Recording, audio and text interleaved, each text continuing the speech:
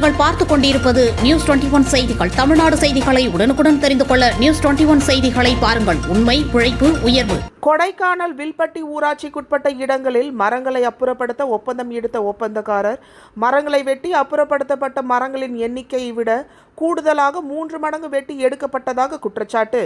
கூடுதலாக வெட்டி எடுக்கப்பட்ட மரங்களுக்கு அபராதம் விதிக்கப்பட உள்ளதாக வில்பட்டி ஊராட்சி நிர்வாகம் தகவல். திண்டுக்கல் மாவட்டம் கொடைக்கானல் ஒரு சர்வதேச குளுமை நிறைந்த சுற்றுலா தலமாகும்.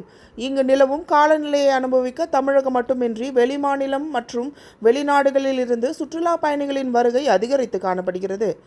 இந்நிலையில் கொடைக்கானல் வில்பட்டி ஊராட்சி நிர்வாகம் கடந்த சில மாதங்களுக்கு முன்பு சுமார் 60 மரங்கள் அப்புறப்படுத்த வில்பட்டி ஊராட்சி பகுதியில் ஒப்பந்தம் விடப்பட்டது.